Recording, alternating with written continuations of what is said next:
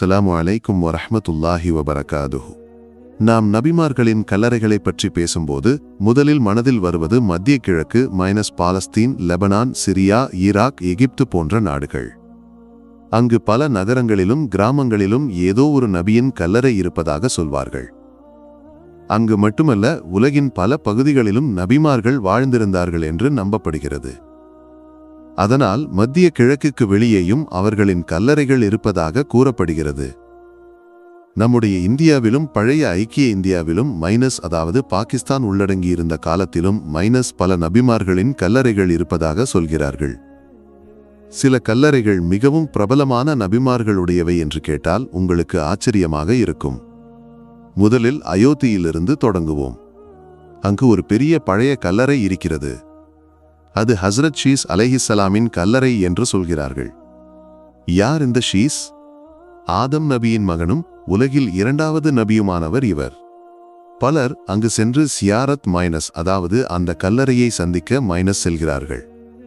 ஆனால் வரலாற்று ஆதாரங்கள் எதுவும் தெளிவாக கிடைப்பதில்லை. எல்லாமே மக்கள் தலைமுறைகளாக சொல்லி வரும் கதைகள் மட்டுமே. ஆனால் ஐனே அக்பரி என்ற பழைய புத்தகத்தில் இது குறித்து ஒரு சிறிய குறிப்பு இருக்கிறது.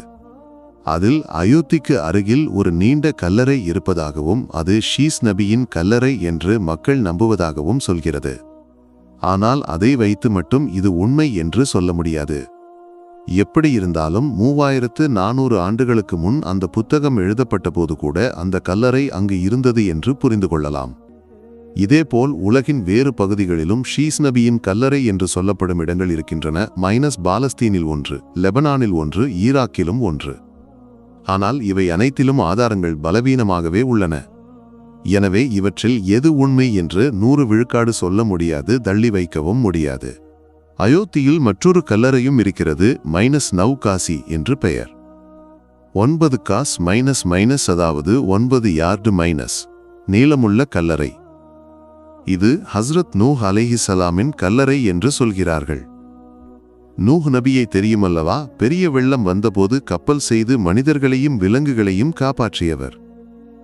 இங்கும் தெளிவான ஆதாரங்கள் எதுவும் இல்லை. எல்லாமே மக்கள் சொல்லி வருவது மட்டுமே. துருக்கி, லெபனான், அசர்பைஜான் போன்ற இடங்களிலும் நூஹ் நபியின் கல்லறை என்று சொல்லப்படும் இடங்கள் இருக்கின்றன. ஆனால் நூஹ் நபியின் காலத்தில் நடந்தவற்றை பார்க்கும்போது துருக்கியில் உள்ளது சற்று நம்பகமாக தோன்றுகிறது. இனி பஞ்சாபில் உள்ள சர்ஹிந்துக்கு செல்வோம். அங்கு ஒரு இடத்தில் 9 கல்லறைகள் ஒன்றாக இருக்கின்றன. இவை 9 வெவ்வேறு நபிமார்களுடையவை என்று நம்பப்படுகிறது. இந்த கல்லறைகள் மிகவும் பெரியவை. சில 12 அடி, சில 15, 17, 20 அடி, ஒரு கல்லறை 20 அடிக்கு மேலும். மக்கள் சொல்வது இந்த கல்லறைகள் 4000 ஆண்டுகள் பழமையானவை என்று. ஏறத்தாழ 4500 ஆண்டுகளுக்கு முன் ஹஸ்ரத் முஜத்தித் அல்ஃப்சானி என்ற சூஃபி பண்டிதர் இவற்றை முதலில் கண்டுபிடித்தார் என்றும் சொல்கிறார்கள். அவர் அக்பர் ஜஹாங்கீர் காலத்தில் வாழ்ந்தவர். இந்த பகுதியுடன் தொடர்பு கொண்டிருந்தார். ஆனால் இங்கும் எழுதப்பட்ட ஆதாரங்கள் எதுவும் இல்லை. எல்லாமே பாரம்பரியமாக சொல்லப்படும் கதைகள் மட்டுமே. இனி பாகிஸ்தானை பார்ப்போம்.